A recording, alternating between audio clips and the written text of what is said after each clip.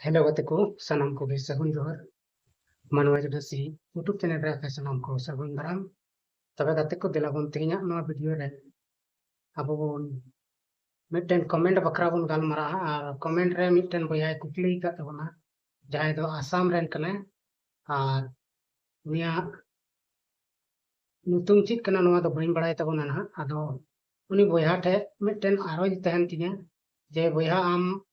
दिनम जी video नेले तुया अडी रस्के रिया कथा कना अडी मौज सपोर्ट एम इमाኝ कना आदो दया कते ᱤᱧᱤᱧ ᱢᱮᱱᱮᱫᱼᱟ ᱟᱢᱟᱜ ᱧᱩᱛᱩᱢ ᱛᱮ ᱮᱢ ᱠᱚᱢᱮᱱᱴ ᱨᱮ ᱞᱟᱹᱭ ᱛᱟᱵᱚᱱ ᱢᱮ ᱪᱮᱫᱟᱜ ᱥᱮ ᱟᱭᱢᱟ ᱦᱚᱲ ᱟᱢᱟᱜ ᱠᱚᱢᱮᱱᱴ ᱛᱮ ᱵᱷᱤᱰᱤᱭᱳ ᱵᱮᱱᱟᱜ ᱠᱟᱱ ᱚᱱᱟ ᱠᱚ ᱧᱮᱞᱮᱫ ᱠᱟᱱᱟ ᱟᱫᱚ ᱩᱱᱠᱩ ᱦᱚᱸ ᱵᱟᱰᱟᱭ ᱞᱟᱹᱠᱛᱤ ᱠᱟᱱᱟ ᱡᱮ ᱟᱢ ᱪᱮᱫ ᱧᱩᱛᱩᱢ ᱠᱟᱱ ᱛᱟᱢᱟ ᱚᱱᱟ ᱟᱫᱚ ᱫᱟᱭᱟ ᱠᱟᱛᱮ ᱱᱤᱭᱟᱹ ᱫᱚᱢ ᱫᱚ ᱟᱢᱟᱜ ᱧᱩᱛᱩᱢ ᱮᱢ ᱞᱟᱹᱭ ᱛᱟᱵᱚᱱᱟ ᱟᱨ ᱱᱩᱭ ᱵᱚᱭᱦᱟ ᱫᱚᱭ ᱠᱚᱢᱮᱱᱴ ᱠᱟᱜ ᱛᱟᱵᱚᱱᱟ ᱡᱮ ᱢᱮᱱᱛᱮ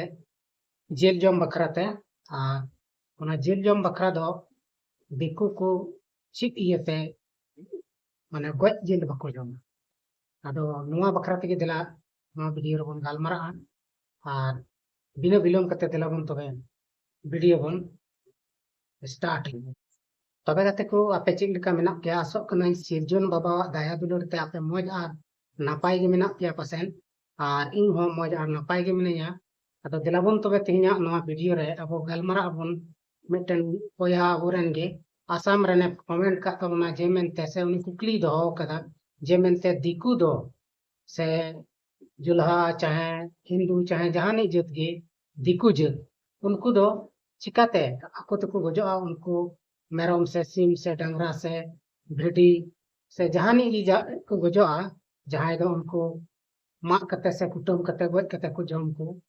उनको को गज लेन खान आकोते चिदा बाको जम को आदो सरीगी नोआ कुकली दो कदा नोआ रे जवाब से नोआ रे तेला देला बन इमाया और सटीक जवाब एमाय रे बन कुरुमुटुया आदो इन तिना इन दाड़िया कना ओना मई इमाय गे और जहां पया को जुदी आपे हो नोआ रे जवाब पे बड़ाय खान दो एम दाड़िया पे जहान माना बारन दो बनु अना से इन हो इन बे नोआ बइन मेनदा जे मेनते इन दो अडी मारांग विद्वान कने से अडी मारांग बुद्धिजीवी होड़ कने जे मेनते जहांटा पे सवाल से जहांटा पे कुकली ओना रे बेस ठीक तेलाñ एम दाड़िया आदो कुरुमुटुयें नोआ तेला एम रिया आदो दिलाबन तबे बन नोआ बखराते किछु बन चर्चा लगी तबे गाते को अब बन बड़ाय गया अब दो आदिवासी से संताल कना बन और अबुआ रे धर्म पुथी को मा बनु तबन खाली लई चल से कराम बिनती करे गे को लई तबना अब चेक लेका बन सिरजन कना चेक लेकाते अब दो बन नोआ धरतीपुरी रे बन हेज अकाना ओना को बखरा से अब दो चेक लेकाते बन जति परिस कना और नुकाना अब कोनो कथा दो बाको लई अगु कदा जे मेनते अब दो गज जेल से सिम जेल से मेरम जेल गाय जेल डंगरा जेल नोआ को दो बारन गे तबना बांग चला तबना बाबन जमा मेनते अबुआ जहां धर्म कना से अबुआ जहां समाज कना विदिन धर्म से जहांटा गे अबुआ नोआ हजू चला हजू कन तबन अगिल हपड़ाम को खन को मनाव अगुया तबन बन अबुआ माने विदिन धर्म सरना धर्म जहांटा धर्म बन बतावा नोआ गे रेदो अबुआ कोनो माना बारन बनुआ जेल जम कखान तदो चाहे हाकु तकु गज को चाहे अबो मा कुटुम कते बन गज को सनामा जेल गे अबो बन जम दाड़िया अबो दो कोटा गे बारन बनु तबना जे मेनते नुई दको बंगाय दिकना नुई दको जबाय दिकना नुई दो आते गज कना नुकान माना बारन दो अबो तलारे बनुआ मेनखान नुकु दिकु पुसी नुकु दिकु दो किछु किछु धर्म पुथी रे ऑल में हो मेना तकवा जे नुका आकु तको गुजु नुकान को जालमाला जिल को दो बांग को जमा और मिटन कथा नुआ हो हुयो कना जे मेनते जहां जानवर गे चाहे दो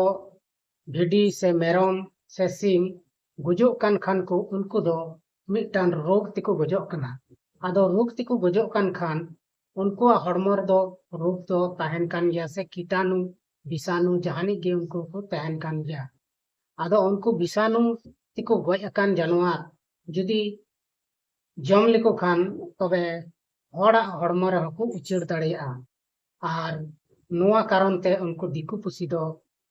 बाको जमा उनको दोको बतरअ मेनको नुई जम लेखाय इन हुई रोग आजार ते गज उतरअ ओना इयते उनको बांग को जमा मेनखान आबो हड़ हपन दो नुआ को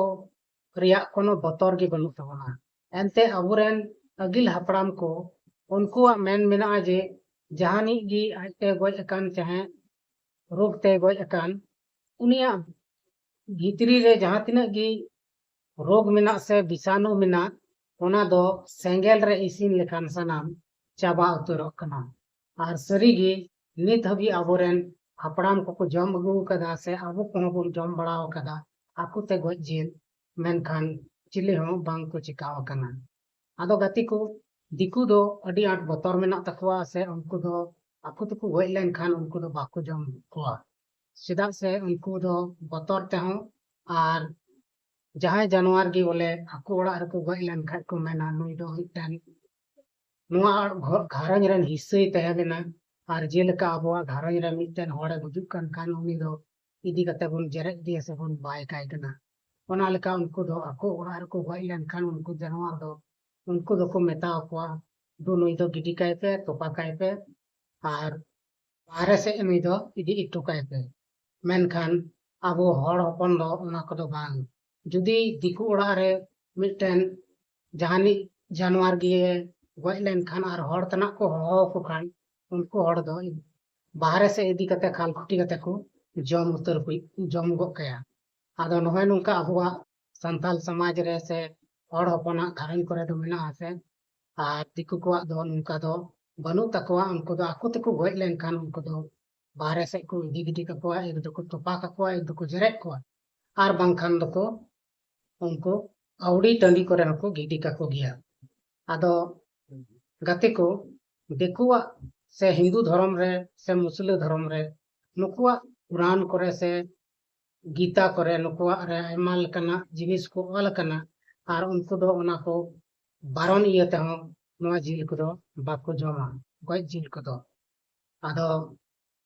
आर अबो आदो उनकना जहान मना बारन गे बनुना आर अबो दो फ्रीडम जीत कना बन बुझका में आबो दो कोनो बंधन गे बनु तबना आबो दो सिरजन बाबाई सिरजव का बना आर जिल जम ईमान पिया जम लगी आबो दो बाय मना बारन का बना आबो दो छूट गे हम का बनाए ओनाते आबो दो बुन जम दाड़िया गया आर आबो दो बुन जमेत कना आर मिटन कारण आबो तला रे दो मेना आबो सेदाय जुग दो अडी रेंगे नाचार हड़ बुन तहे कना अडी गान गे शिक्षा रिया हो अभाव गे बुन तहे कना ओना कारण ते हो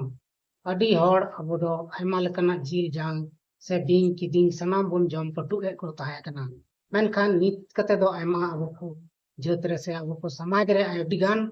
बदल चाबायना आबो दो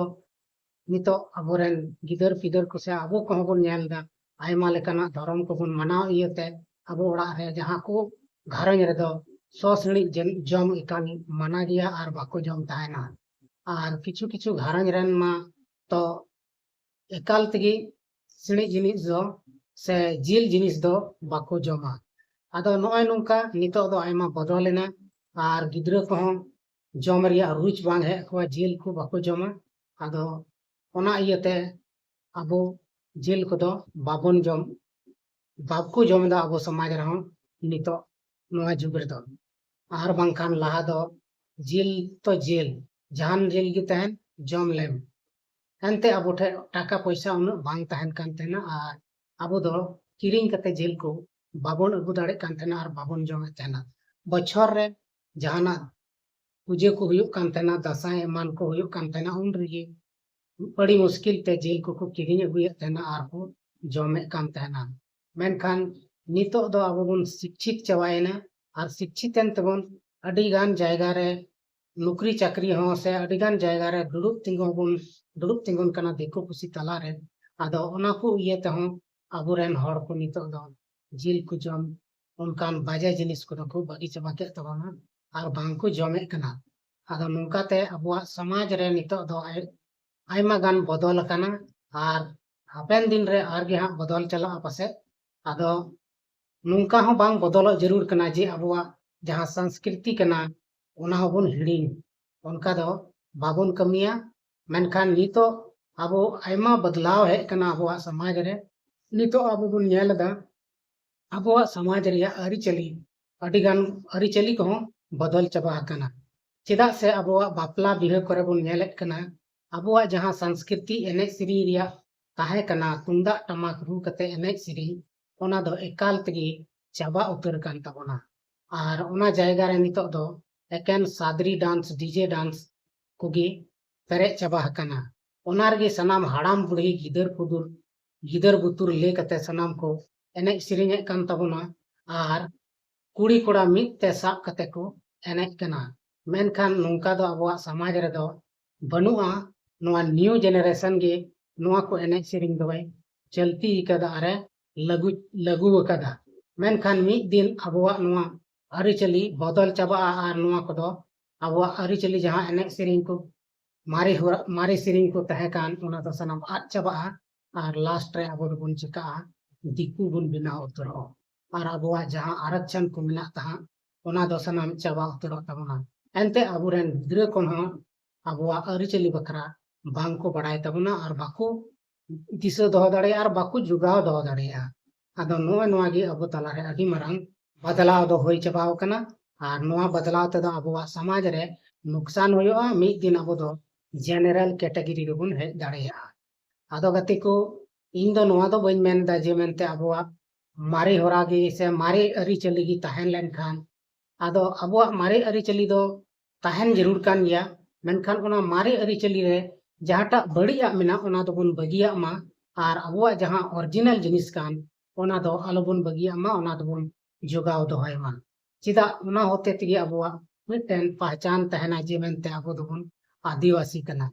और बंखा अबोआ पहचान दो एकाल हसा धुड़ी लिका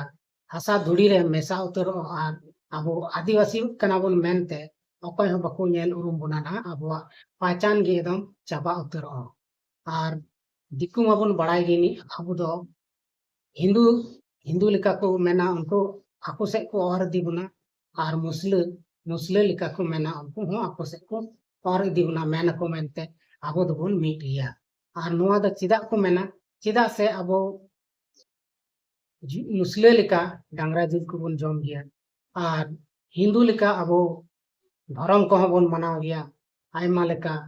धर्म बुन मनावा हिंदू सला जहां दो मेसा तबोना ओनाते उनको दो को मेना अबो दो बुन मीट गया मेनखान अबो नोआ बनार जिल जम रिया कारण दो मिटटे गे मेना अबो दो उनको सला दोस्ती बांग तहन जे तबोना ओना इया तिगे अबोरेन हर दो बनार जिल को जमा जेमन सुकरी जिल को जम लेखाय जुल्हा दो मुस्लिम दो अबो सला बाको गतिया और डांगरा जिल जम लेखाय हिंदू अबो सला बाको गतिया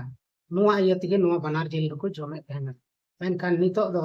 अबो तला रे सनाम सीमा गे चबायना और अबो दो सनाम जेत को सला बोन हेड़ा गेसा चबायना और ओना कारण ते अबो समाज दो एकालते बड़े चबा उतर कना आदो गते को